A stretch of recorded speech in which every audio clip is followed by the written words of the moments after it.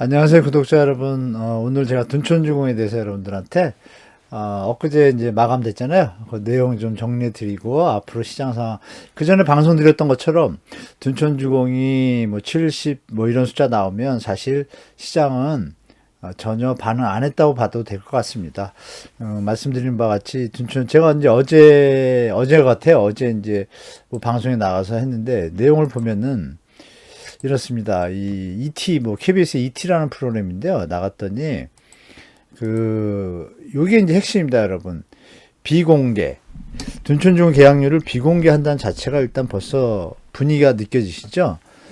만약에 잘 됐더라면 공개를 했을 겁니다. 그런데 지금 뭐 제가 방송에서는 70, 뭐 60을 이렇게 얘기를 했는데 아마 70은 뭐 당연히 안 된 것 같고요. 60대 겨우 넘은 것 같습니다. 그리고 어느 평형, 저 아시는 뭐 주방뷰 이런 부분들은 사실 수요자들한테 좀 외면을 당한 것 같아요. 물론 이 예비 당첨자가 이제 또 이어서 계약하잖아요. 예비 당첨자들 하고 나면 제가 볼 때 한 80%까지는 달성될 것 같고 나머지가 이제 무순위로 가는데 무순위 간다는 자체가 이게 이제 강남이지 않습니까? 강남 4구 중에 하나고 그 자체가 물론 이제 일부 투자 수요들이 붙을 수 있겠지만 그분들조차도 확신을 갖고 계약을 하는 건 아닐 것 같아요. 제가 볼 때. 물론 이제 여러 언론이나 이런 데서 많이 또 띄워주겠지만 이미 민낯은 드러났습니다. 그죠? 여러분들이 보시는 것 같이 이 현장이 이 정도니까 여러분이 생각하셔도 저번 방송에도 말씀드렸지만 이 만만치 않겠다 시장이 이런 것도 다시 감잡을 수 있을 것 같고요. 일단 계약 기간을 한번 볼까요? 더더 보면은 계약 기간이 1월 3일부터 17일이었어요, 여러분. 그러면 상식적으로 우리가 생각할 때 통상 한 3일이에요. 대부분이 장일 레디안트가 12월 말에 계약할 때도 이렇게 3일 동안 했습니다. 그리고 1월 16일 그저께 무순위 청약 집주까지 했는데요. 그 결과가 좀 안 좋은가 봅니다. 뉴스에서 잘 안 보이는 것 같은데 제가 아직 오늘까지 안 봤는데 어제 그제니까 만약에 완판이 됐으면 완판한 기사가 뜨겠죠. 역시 뭐 줍줍 이런 걸로. 근데 그걸 아직 못 봤어요, 제가. 그래서 보면 아마 미분양이 그냥 남아있는 것 같습니다. 제가 볼 때. 그래서 이 현상을 생각해 보면 앞으로 시장이 만만치 않겠다는 거 뭐 여러분들이 이해되실 거고. 우리가 이제 깨달을 건 이거죠. 규제 완화 폭탄이었어요. 폭탄이었는데도 70%다. 이러면 그럼 여러분이 상식적으로 생각하셔도 이게 시장이 상당히 수요자들이 스마트해지셨다. 그리고 여러분들이 아시는 유튜브의 힘이 큰 것 같습니다. 유튜브에서 저를 비롯한 많은 전문가 분들이 이게 지금 시장 상황이 집값 자체가 수요자들이 다가서기에는 확실히 부담되고 거품이 아직도 끼어있다고 판단합니다. 그 현상이 이제 역전세가 또 이어지고 있잖아요.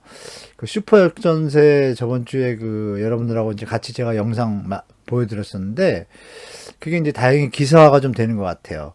그러면 이제 실제 상황으로 정상적으로 가는 길이 좀 가속화될 것 같습니다. 물론 이제 다주택자분들이나 무주택 갭투자분들은 좀 힘드시겠지만 이 과정이 대다수 국민들을 위한다라면 제가 볼 때는 조정이 꼭 필요하다라고 저는 보고 있습니다.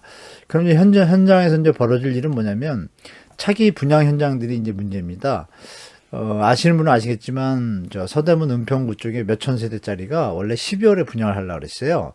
근데 연기를 했습니다. 또 광명시의 일부분도 좀 연기한 상태예요. 이 결과를 보고 이제 분양가를 산정할 수도 있겠죠.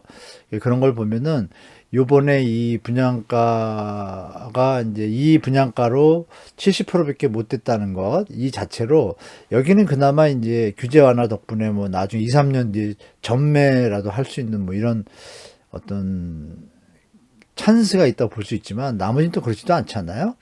입지가 좀 떨어지니까. 그러면 이제 고민에 좀 빠졌을 겁니다. 건설사 사장님들이나 다들 분양가를 좀 무리하게 안 하고 조금 낮출 가능성이 좀 높아 보여요.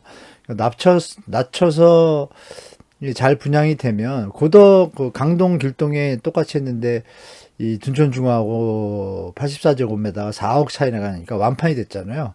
한 번에 결정됐습니다. 그러면 결론은 그 입지 차이도 크게 안 납니다. 그러면 결국은 14억짜리가 10억이면은 몇 프로인가요? 1점, 그러니까 10에서 15%는 더 빠지겠다. 뭐 이렇게 좀 보여집니다. 물론 많이 빠진 데를 기준으로 한 겁니다. 덜 빠진 데는 이제 앞으로 좀 더 빠질 것 같고, 제가 볼 때도. 그래서 그런 거 보시면서 시장에 대처하시면 되고, 이제 설날이 있잖아요. 그때 또 다시 말씀드리겠지만, 이 전매 제한 완화, 중도금 대출 규제 폐지, 실거주 의무 폐지, 이런 막강한 내용들을 둔촌 선물 3종 세트 해가지고 비아냥거리는 소리도 좀 있었잖아요. 여러분 보셔도. 그런 거 생각해 보면은 요번에 이 성적은 사실 상당히 좀 부족한 저조한 성적이다. 이렇게 보시면 될 것 같습니다. 그래서 여러분들이 아마 이제 제가 볼 때 미리 말씀드리면 강남 3구 투기과열지구 해제하고요. 토지거래 허가구역 있습니다. 이것도 풀 것 같습니다. 토지거래 허가구역이라고. 아마 또 그걸로 또 기사 띄울 겁니다. 어떻게 띄우냐. 목동, 상계동 토지거래 허가구역 풀릴 수 있어. 이게 이제 5년 동안 원래 묻거든요. 상계동은 이제 토지거래 허가구역이 아닌데, 목동은 이제 4월인가 6월로 제가 기억을 해요. 그럼 그거에 대해서 아마 토지거래 허가구역을 푼다는 걸로 아마 이 집값이 또 오를 거라는 또 기사들이 나올 수 있습니다. 그런데 여러분 생각해 보십시오. 지금 상황에서 투자하는 건 사실 좀 성급하거든요. 그래서 뭐 혹시 우리 시청자분들 중에서 투자할 마음이 있으시면 제가 볼 땐 그때 그 기사가 떴다고 크게 흔들릴 필요 없습니다. 왜냐하면 노원구 상계동이 어때요, 여러분? 토지거래 허가구역이 아니거든요. 지금 결과가 어때요, 여러분? 똑같습니다. 그러니까 그것도 미리 유추해 보셔야 되고, 그리고 이제 양도세 한신적 감면이 나중에 터질 텐데, 임대사업자 제도하고, 근데 지금은 이제 설날이 껴 있으니까 상반기 후반부나 급하면 뭐 3월 달에 2월 달에 던지겠지만, 그거는 제가 볼 때 국민들한테 좀 좋은 소리 안 들을 것 같고.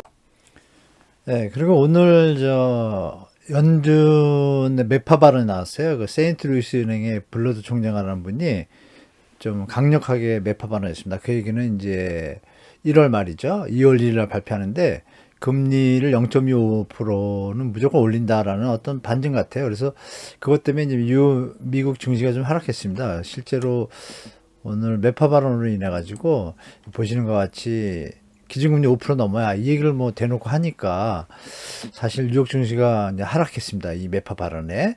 그 얘기는 뭐냐면은 최소한 5%가 되려면 지금 4.5니까 0.25를 두 번 한다는 얘기거든요. 근데 물론 시장에서는 못 올릴 거다 뭐 이런 얘기도 있는데 저는 개인적으로 올릴 것 같습니다. 4.75까지는 무조건 올리고 5%까지는 그 다음에 한번 볼 것 같아요. 시장을. 시장이 이제 미국의 소비가 줄거나 이런 현상이 나오면 일단 동결할 것 같습니다. 그 다음에는. 그럼 벌써 그게 상반기가 거의 다 지나가죠. 2월 달 그리고 3월 중반 그리고 5월 달 말쯤에 이제 하니까 상반기가 다 지나가는 그 얘기는 뭐냐면 상반기 동안 금리가 뭐 인하할 일은 거의 없다 이렇게 보시면 되겠습니다.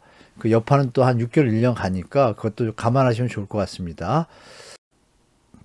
이렇게 뭐 짧게 말씀드렸는데요. 결론적으로 이제 오늘 좀 날씨가 쌀쌀해진 것 같더라고요. 설날에 눈도 내린다고 하는데 제가 주말에 설날에 보실 거 모아타운하고 그 좀 찍어서 좀 늦어서 죄송합니다. 우리 모아타운 제가 빨리 해드린다 그랬는데 그 빨리 찍어서 드리고 그 좀 몇 개 더 찍어가지고 설날에 좀 보실 수 있도록 좀 하도록 하겠습니다. 자 오늘도 뭐 잘 마무리 하셨을 테고 내일 주말 마무리 잘 하시고 또 민족 명절인 설날 잘 즐겁게 가족들과 지내시기 바랍니다. 자 그럼 다음 동영상에 또 뵙겠습니다. 감사합니다.